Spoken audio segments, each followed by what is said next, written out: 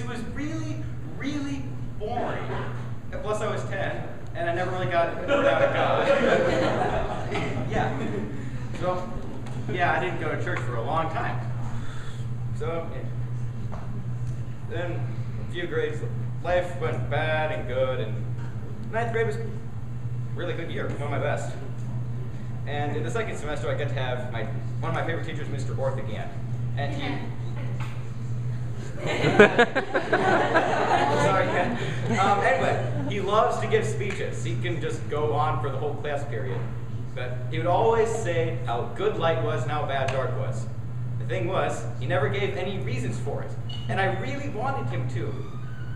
So, on the very last day of school, I don't know, for some reason he drove me nuts with it.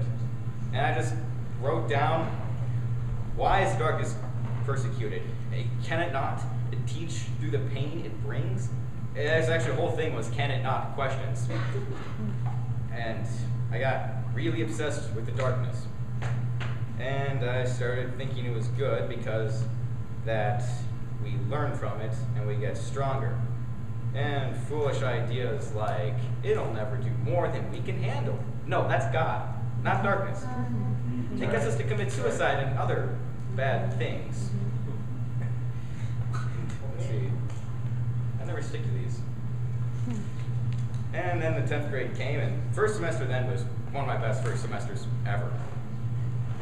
And I had been reading the Bible then, and I had seen Isaiah 5:20. I don't remember the whole thing, but in the version I read the message, it says, "Doom to you who puts light in darkness spot and darkness in light spot," which I'd pretty much done because somehow I decided that because darkness was good, light was bad.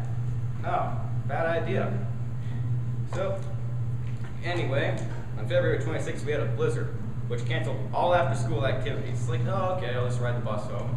And so I had to sit in the back with possibly some of the most sinful people I've ever met, who decided that that night they would be up to a whole bunch of sexual immoralities and drugs and beer and other things I now despise because of them.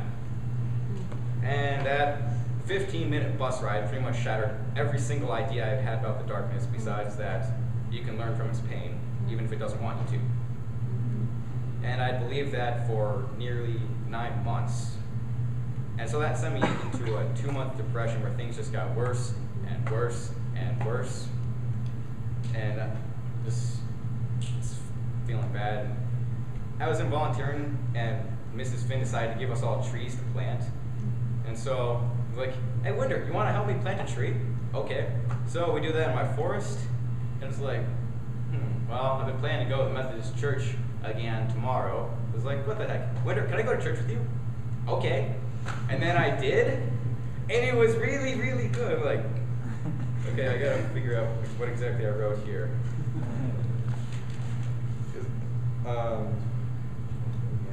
About 2 weeks left next morning. I couldn't have asked for a better morning. That's what I wrote. Because it was so amazing because apparently you didn't have to dress up. And it was... yeah,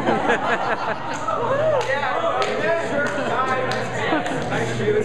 Oh, nobody else is dressed up. I wonder why. Yeah, and instead of the really boring choir, you have a rock band and good songs. And I can see the words, so I can actually sing along. And people notice me, which hadn't been happening for a long time, actually. It's like, and then, where's Jeff? Enfield.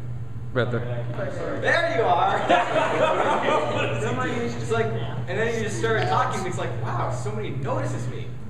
It didn't happen all that often. And I had just been planning to come for that one morning, just like to try and find something for God, because I'd always been faithful to him.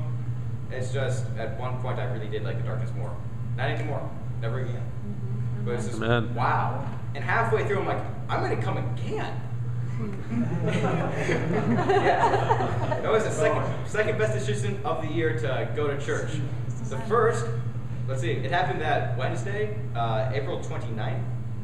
It's like Jeff just said, does anybody want redemption? And all this other speech that went along with it that I don't really need to remember. It's like, you got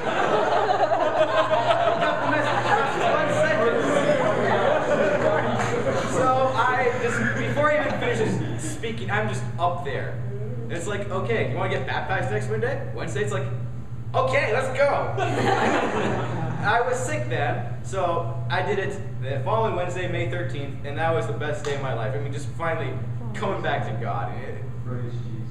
Best day ever, because of Jesus. Yeah. I want to add more, but I can't think of any other powerful words to put in there. Awesome. But after that, I mean, things got better. I mean, that Friday, I got cake and money.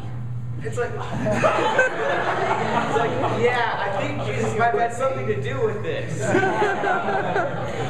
My faith is, and I had the best summer I've ever had, and I'm happier than ever. Amen. Because of all you people, because without you guys in this church, I would probably still be depressed and mopey and playing video games right now. Or I could be here worshiping God. Amen.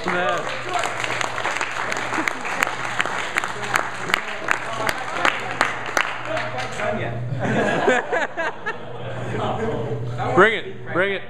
Okay, that other testimony I had tonight about the thingy on my hand, I forgot the most important part. Because, okay, that's like the sin that was kind of going around. And it's like, there's a little hole I could try to stick my finger in and pull it out. But I'm not going to be able to do that. It's one finger bullet versus a whole bunch of duct tape. It can't be done.